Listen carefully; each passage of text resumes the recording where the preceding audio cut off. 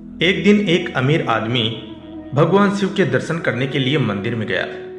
इस अमीर आदमी ने बहुत ही महंगे जूते पहन रखे थे और उसने ऐसा भी सुना था कि इस मंदिर में अक्सर चोरी होती रहती है। इस वजह से उसका मन नहीं हुआ कि वह अपनी कीमती जूते वहां बाहर छोड़कर चला जाए। जूते पहनकर वह मंदिर में नहीं जा सकता था और उन्हें ऐसे ही बाहर छोड़कर वह जाना नहीं चाहता था। अब वह करे तो क्या करे? वह बड़ी दुविधा में पड़ गया था। थोड़ी देर सोचने के बाद उस अमीर आदमी ने मंदिर के बाहर बैठे एक भिखारी से बात की। अमीर आदमी ने उस भिखारी को अपनी जूते संभालने के लिए दे दिए। भिखारी भी उसके जूते संभालने के लिए राजी हो गया। फिर वो अमीर आदमी अंदर मंदिर में पूजा करने के लिए चला गया। पूजा में बैठे बैठे उस अमीर आदमी के मन में ख्याल आया कि भगवान ने कैसी विषम दुनिया बनाई है। मेरे जैसे कई लोगों को पैरों में कीमती जूते पहनने लायक बनाया है, लेकिन उस बेचारे भिखारी जैसे अनगिनत लोगों को रोटी खाने के लिए भी भीख मांगनी पड़ती है। वो अमीर आदमी मन ही मन भगवान से फरियाद करते हुए बोला कि आपने सब लोगों को एक समान क्यों नहीं बनाया?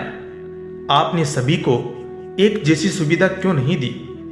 फिर उसने मन ही मन तय किया कि यहां से वापस जाते समय वह उस भिखारी को 500 रुपये देकर जाएगा।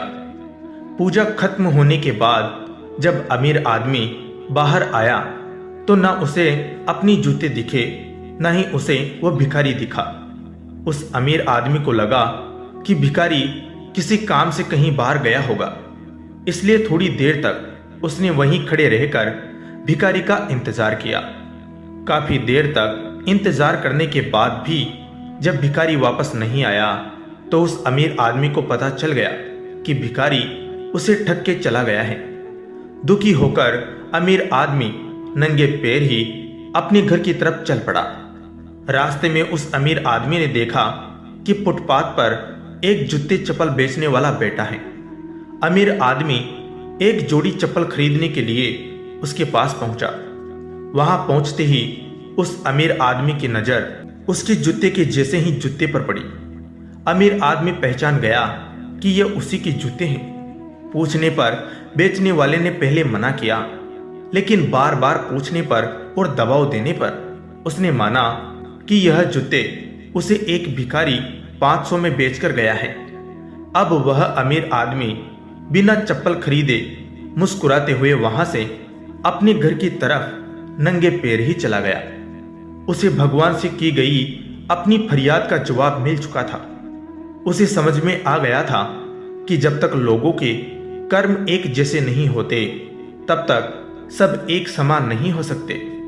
भगवान ने उस भिखारी के तकदीर में 500 रुपये लिखे ही थे, लेकिन कैसे कर्म करके उन्हें लेना है यह उस भिखारी के हाथ में था।